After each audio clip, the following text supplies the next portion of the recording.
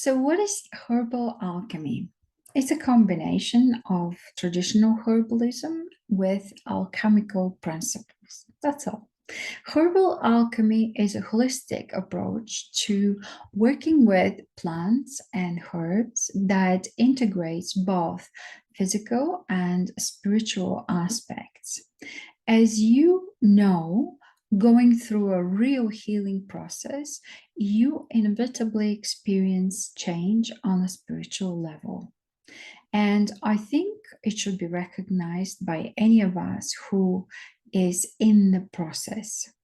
On my side as a herbalist, and on your side as a client, for instance. So, herbal alchemy combines traditional herbalism with alchemical principles, seeking to understand and utilize the inherent energies and properties of plants for healing and transformation. And I would like to offer you a few key concepts to help you understand herbal alchemy. First and foremost, we have traditional herbalism in many areas of the planet, from which traditions we are lucky to learn and nurture our souls. Herbal alchemy often starts with a solid foundation in traditional herbalism, which involves studying the medicinal properties of the plants, their chemical constituents, and their historical uses for healing. There are the alchemy basics, which are herbalism basics as well. And the alchemy is an ancient philosophical and proto-scientific tradition. So what is proto? It means undeveloped science that might develop into an established science. So that tradition aimed to transform base metals into noble metals and discover the elixir of life. In herbal alchemy, the focus is on transforming the individual through the use of plants and herbs. Medicinal science uses plant extracts to formulate their medications. What they do is to take components of the plant, and then it is attached to a delivery system that can bring it very quickly into the cell. Actually, the side effects mostly come from that delivery system because these are chemicals. So here are some spiritual and energetic aspects. Herbal alchemy acknowledges the spiritual and energetic dimensions of plants. Practitioners believe that plants have energetic signatures and correspondences that can influence different aspects of human being, including physical, mental, and spiritual aspect. For example, ginkgo biloba. Ginkgo biloba's primary action is to increase blood supply and therefore improve circulation, antagonize platelet activation factor, and protect and enhance brain function.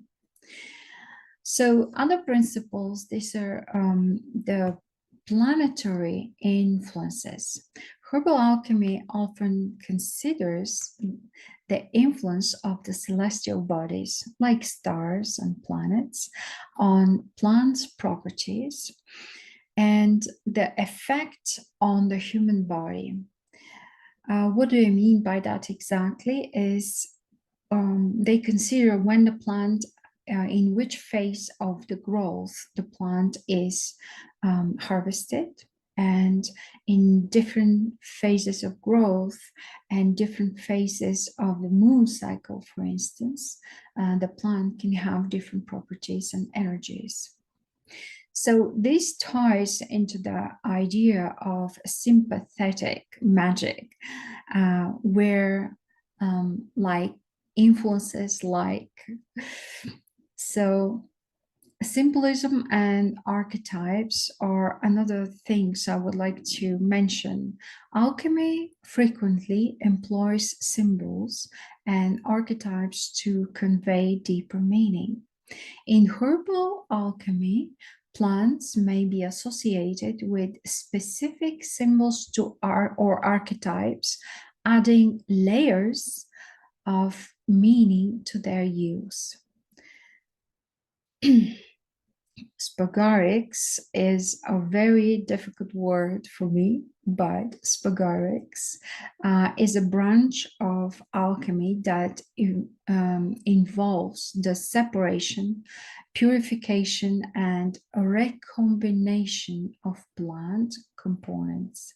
So this process is believed to enhance the spiritual and energetic qualities of the plant, making it more potent for healing and transformation.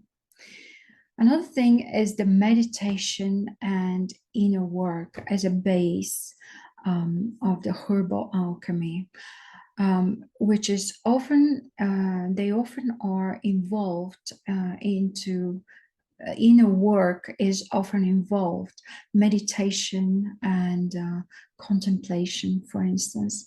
Practitioners may use herbal preparations to facilitate altered states of consciousness, introspection, and spiritual growth. Then you have that basic principle of intuition and personal approach. Herbal alchemy is not a rigid system, but rather a flexible and intuitive approach. Practitioners may develop their unique methods and formulations based on personal insights and experiences. And the herbal alchemy integrates with other practices like holistic practices, which are astrology, energy work, and traditional healing modalities to create a comprehensive approach to well-being. And we have a lot of study and experimentation to understand the herbal alchemy that involves continuous study and experimentation. So it's very important we continue exploring the herbal alchemy. It's very important that we learn from both traditional sources and personal experiences. Like when I read books from herbalists, I read their experiences with clients. I use that herb this way. I know that herb is used with these properties, and I tried and gave it to into another case with expecting to have different properties, and it worked beautifully. So this is because also this way we develop deep understanding of the relationships between plants and human consciousness. We also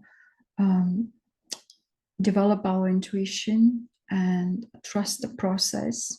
Of course, I'm not speaking here about herbs that could be damaging or something like that, not at all.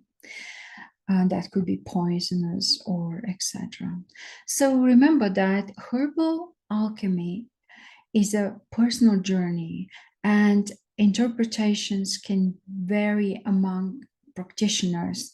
It's essential to approach it with an open mind and a willingness to explore both the practical and mystical aspects of working with plants.